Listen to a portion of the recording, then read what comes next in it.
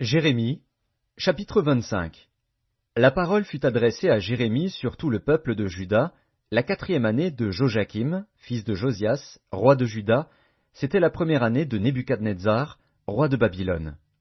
Parole que Jérémie prononça devant tout le peuple de Juda et devant tous les habitants de Jérusalem, en disant: Depuis la 13e année de Josias, fils d'Amon, roi de Juda, il y a 23 ans que la parole de l'Éternel m'a été adressée. Je vous ai parlé dès le matin, et vous n'avez pas écouté. L'Éternel vous a envoyé tous ses serviteurs, les prophètes, il les a envoyés dès le matin. Et vous n'avez pas écouté, vous n'avez pas prêté l'oreille pour écouter.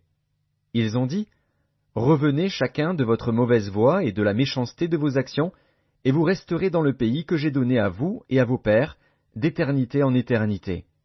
N'allez pas après d'autres dieux, pour les servir et pour vous prosterner devant eux. Ne m'irritez pas par l'ouvrage de vos mains, et je ne vous ferai aucun mal. Mais vous ne m'avez pas écouté, dit l'Éternel, afin de m'irriter par l'ouvrage de vos mains, pour votre malheur. C'est pourquoi ainsi parle l'Éternel des armées: parce que vous n'avez point écouté mes paroles, j'enverrai chercher tous les peuples du septentrion, dit l'Éternel, et j'enverrai auprès de Nebuchadnezzar, roi de Babylone, mon serviteur. Je le ferai venir contre ce pays et contre ses habitants, et contre toutes ces nations alentour, afin de les dévouer par interdit, et d'en faire un objet de désolation et de moquerie, des ruines éternelles. Je ferai cesser parmi eux les cris de réjouissance et les cris d'allégresse, les chants du fiancé et les chants de la fiancée, le bruit de la meule et la lumière de la lampe. Tout ce pays deviendra une ruine, un désert, et ces nations seront asservies au roi de Babylone pendant 70 ans.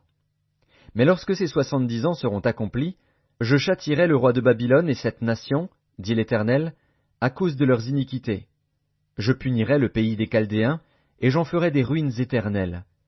Je ferai venir sur ce pays toutes les choses que j'ai annoncées sur lui, tout ce qui est écrit dans ce livre, ce que Jérémie a prophétisé sur toutes les nations. Car des nations puissantes et de grands rois les asserviront, eux aussi, et je leur rendrai selon leurs œuvres et selon l'ouvrage de leurs mains. Car ainsi m'a parlé l'Éternel, le Dieu d'Israël: Prends de ma main cette coupe remplie du vin de ma colère, et fais-la boire à toutes les nations vers lesquelles je t'enverrai. Ils boiront, et ils chancelleront et seront comme fous, à la vue du glaive que j'enverrai au milieu d'eux. Et je pris la coupe de la main de l'Éternel, et je la fis boire à toutes les nations vers lesquelles l'Éternel m'envoyait, à Jérusalem et aux villes de Juda, à ses rois et à ses chefs, pour en faire une ruine, un objet de désolation, de moquerie et de malédiction, comme cela se voit aujourd'hui. À Pharaon, roi d'Égypte, à ses serviteurs, à ses chefs, et à tout son peuple, à toute l'Arabie, à tous les rois du pays d'Utz, à tous les rois du pays des Philistins, à Ascalon, à Gaza, à Écron, et à ce qui reste d'Asdod, à Édom, à Moab, et aux enfants d'Ammon, à tous les rois de Tyr, à tous les rois de Sidon, et aux rois des îles qui sont au-delà de la mer, à Dédan, à Théma, à Buz, et à tous ceux qui se rasent les coins de la barbe, à tous les rois d'Arabie, et à tous les rois des Arabes qui habitent dans le désert, à tous les rois de Zimri, à tous les rois d'Élam, et à tous les rois de Médie, à tous les rois du septentrion, proches ou éloignés, aux uns et aux autres, et à tous les royaumes du monde qui sont sur la face de la terre. Et le roi de Sheshak boira après eux. Tu leur diras: Ainsi parle l'Éternel des armées, le Dieu d'Israël. Buvez, enivrez-vous, et vomissez, et tombez sans vous relever, à la vue du glaive que j'enverrai au milieu de vous. Et s'ils refusent de prendre de ta main la coupe pour boire, dis-leur: Ainsi parle l'Éternel des armées, vous boirez. Car voici, dans la ville sur laquelle mon nom est invoqué, je commence à faire du mal. Et vous, vous resteriez impunis?